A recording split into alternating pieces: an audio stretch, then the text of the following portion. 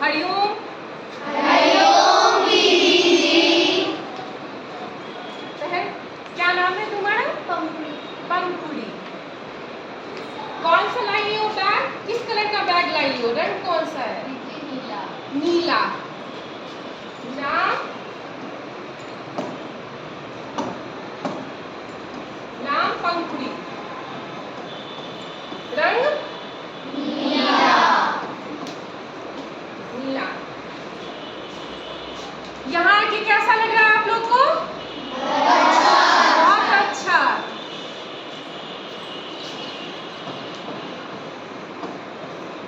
इन शब्दों से आपको क्या लगता है? क्या पढ़ने वाले हैं हम लोग? संज्ञा। संज्ञा। संज्ञा दो शब्दों से बनी है, सम जोड़ क्या? सम मतलब सम्यक जानकारी, ज्ञा मतलब जानना। सम मतलब सम्यक, ज्ञा मतलब जानना।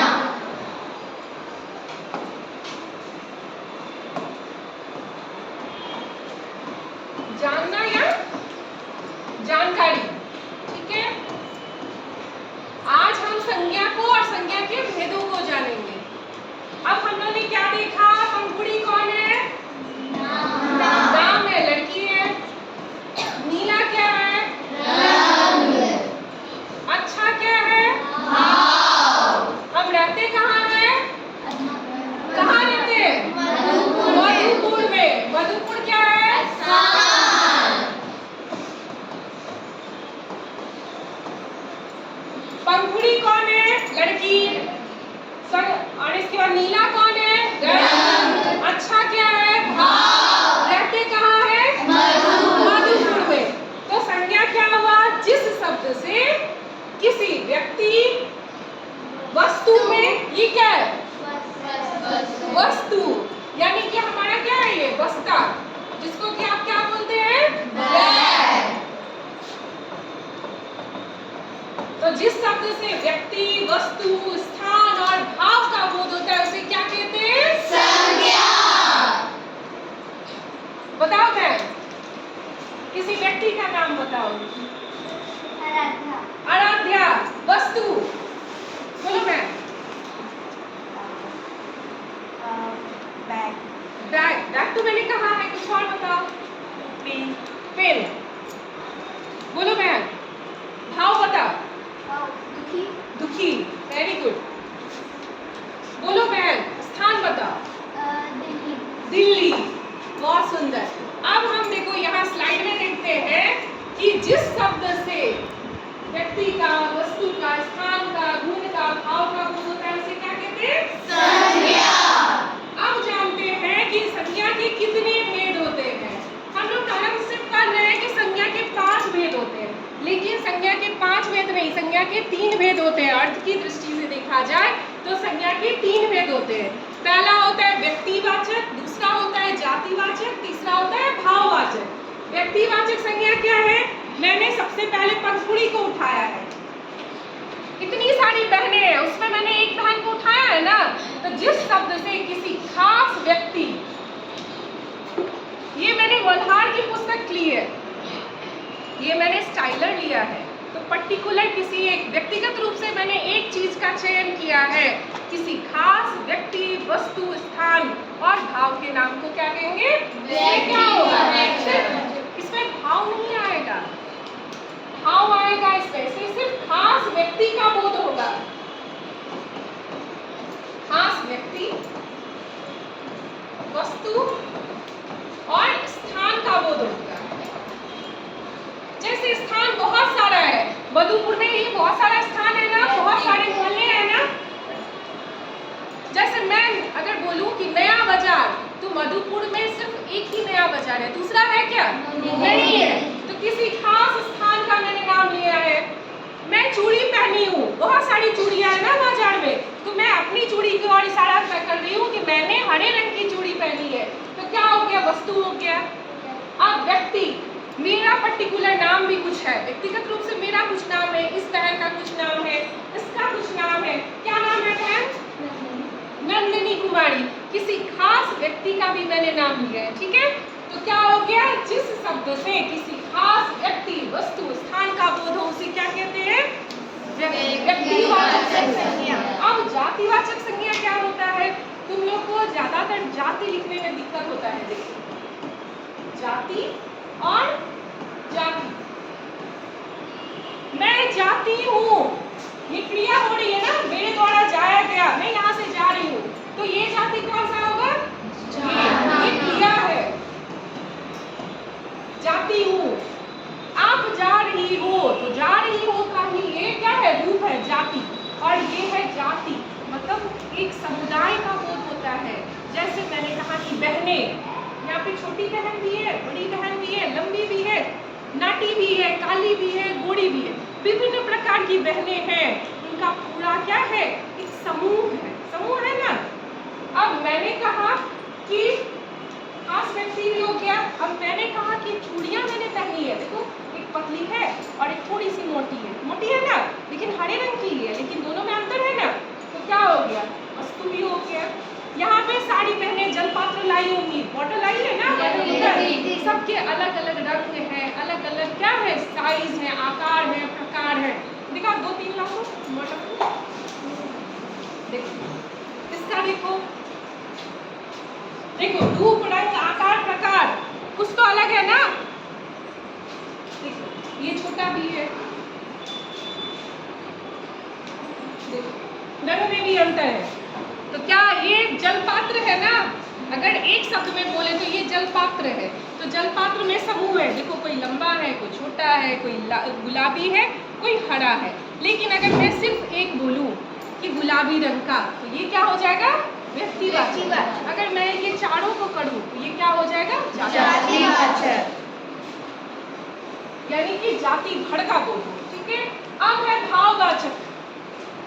दिन भर हम स्कूल में रहते हैं या घर में रहते हैं, हमारे भाव बदलते हैं। ये भाव क्या है? कभी हम बहुत ज्यादा प्रसन्न में रहते हैं, कभी गुस्सा रहते हैं, कभी क्या है? चिड़चिड़े हो जाते हैं, ये भी होता है। और इसके साथ इसमें आता है अवस्था।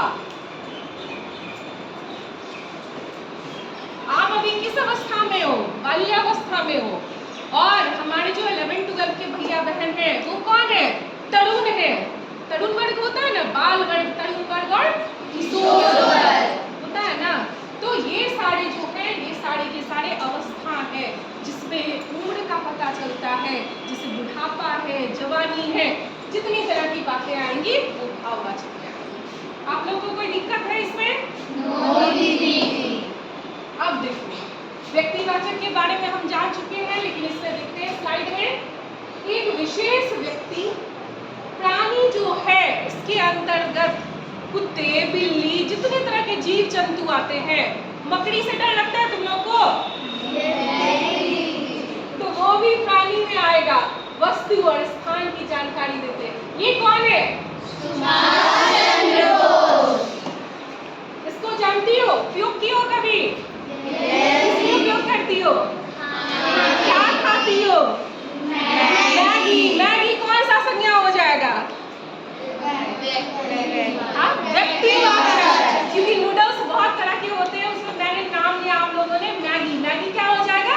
व्यक्तिवाचक। ये कौन है? बिल्ली। बिल्ली है। नेक्स्ट जातिवाचक भी हम पढ़ चुके हैं। संपूर्ण जाति का बोध होता है। मैंने इसमें क्या कहा कि रूप रंग आकार प्रकार, ये संपूर्ण में सारी चीजें समाहित हो जा रही है। ये क्या है? पुस्तक है। हमारे पास ये क्या है? उत्तर पुस्तिका है, कॉपी है। इसमें देखो हिंदी की भी है, संस्कृत की भी है, अंग्रेजी की भी है। तो विभिन्न विषयों के कॉपियों का संगम है, ये समूह है। ये इसको क्या कहेंगे? किसके अंतर्गत ये आएगा? जातिवाचक। अगर सिर्फ मैं हिंदी की कॉपी लेती हूँ, हिंदी की उत्तर पुस्तिका है, तो ये क्या हो जाएगा? व्यक्तिवाचक। Very good. अब है भाववाचक। ये कौन कौन करता है घर पे? कौन कौन रोता है? नहीं, रोना नहीं चाहिए। ये देखो मैंने अभी कहा है कि हमारी जो अवस्था है वो भी दिख रही है। देखो अवस्था है, बुढ़ापा है, और हमारे जो भाव है। मम्मी जो हमें प्यार करती है, हमारी जो माताएं हमें प्यार करती है, उसको क्या कहते हैं? वात्सल्य और ममत्व। देखो को डरना, डरते हैं, हमारा जो हेजिटेशन होता है, हिचक होता है सामने में किसी नए व्यक्ति को देख करके, वो सारे के सारे भाववाचक संज्ञा में आते हैं।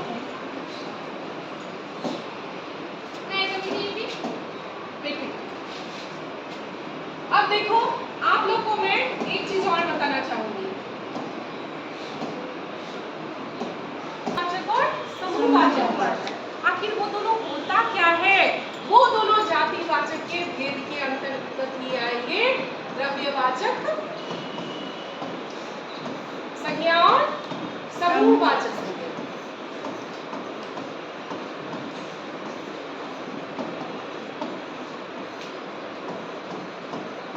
अब देखो कैसे आएगा द्रव्य, इसके अंदर पानी है ना, कितना पानी है नाप सकते हैं ना, इसको मापा तोला जा सकता है ना।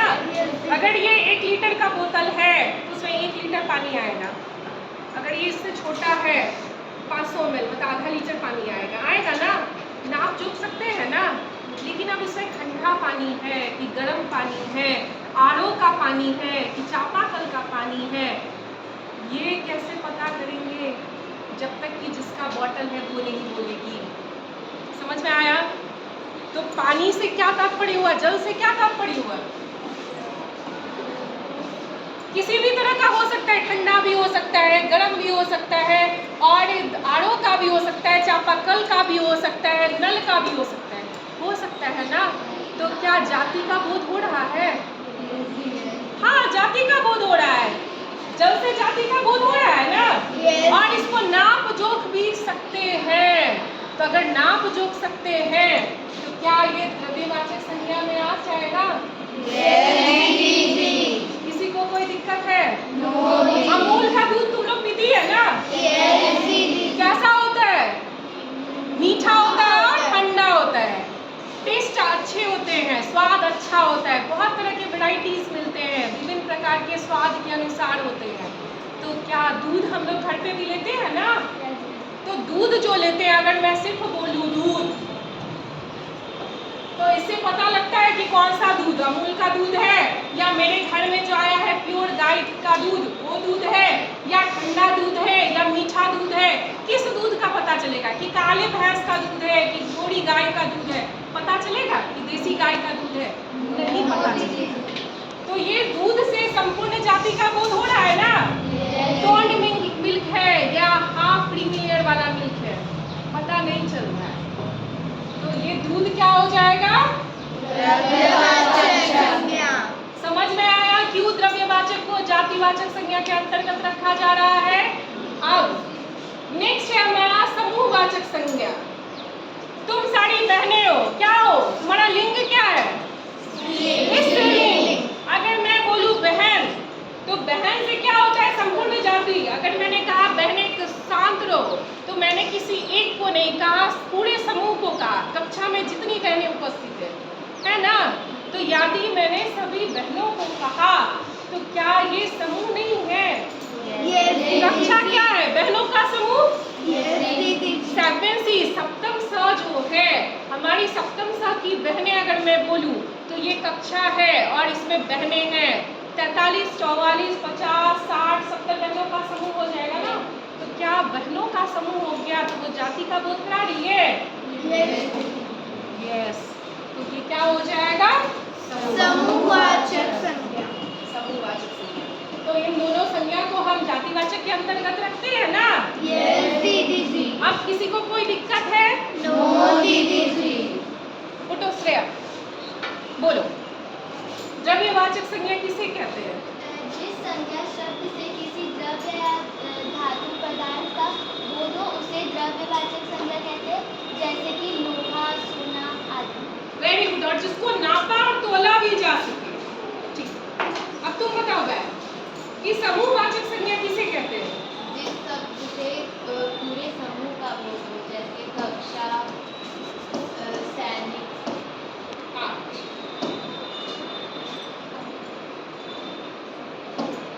अगर हम बोले कि व्यक्तिवाचक संज्ञा क्या है तो क्या होगा? व्यक्तिवाचक संज्ञा हमने पढ़ा है ना अभी, व्यक्तिवाचक संज्ञा तो किसे कहते हैं? जिस संज्ञा शब्द से किसी विशेष व्यक्ति या वस्तु या स्थान का बोध हो उसे व्यक्ति व्यक्तिवाचक संज्ञा।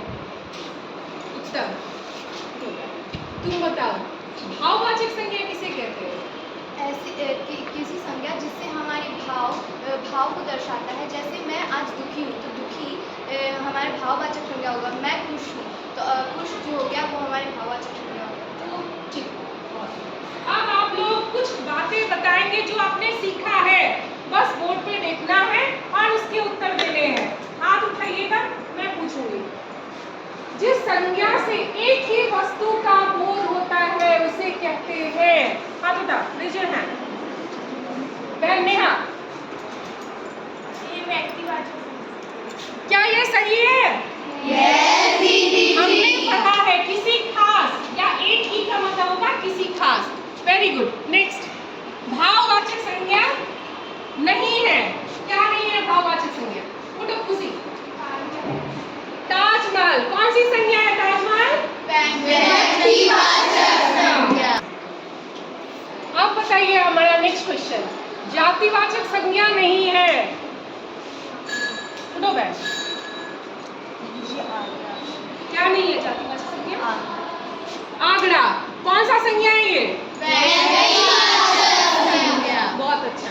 संज्ञा का उदाहरण नहीं होगा। कौन सा ऐसा चीज है जो संज्ञा का उदाहरण नहीं है? क्या है ये? संज्ञा।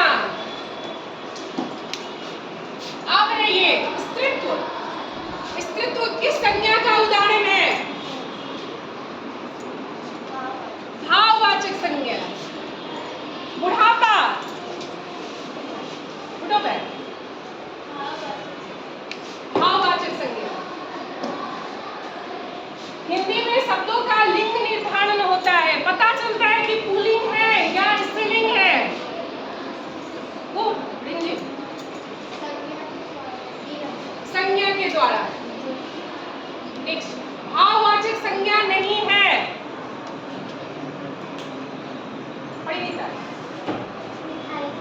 मिठाई। मिठाई क्या होगा? कौन सी संज्ञा होगा? कैसे होगा व्यक्तिवाचक? आप बताओ। कैसे होगा जातिवाचक?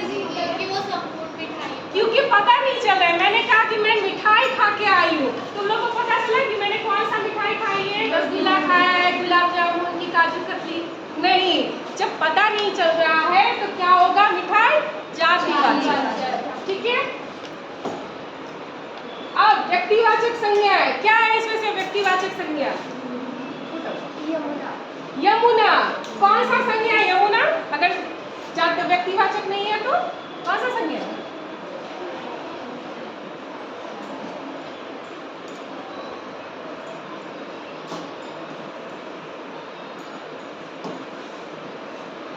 यमुना व्यक्तिवाचक संज्ञा है क्योंकि नदियों में किसी खास नदी का नाम है। ठीक है। नेक्स्ट है जातिवाचक संज्ञा। तो दीक्षा, हाँ ये वाला जातिवाचक संज्ञा। उठो बहन। लड़का संपूर्ण जाति का बोध होता है।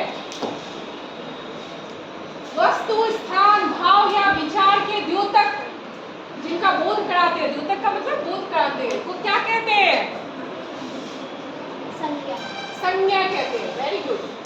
नेक्स्ट, निम्नलिखित शब्दों में जातिवाचक संज्ञा नहीं है। कौन से में नहीं है? आरुषि।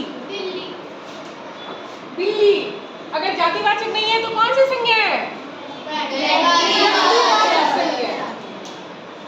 अर्थ के विचार से संज्ञा के कितने प्रकार होते हैं? 3। क्यों 3 होते हैं? क्योंकि जातिवाचक संज्ञा के 2 भेद होते हैं। पहला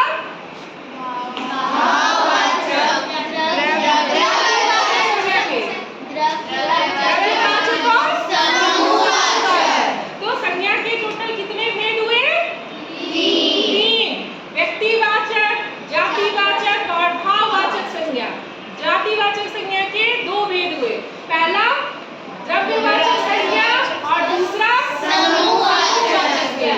अब किसी को कोई दिक्कत है? नेक्स्ट है, कौन सा शब्द जातिवाचक संज्ञा है? कौन सा शब्द है जातिवाचक? तो शिवानी।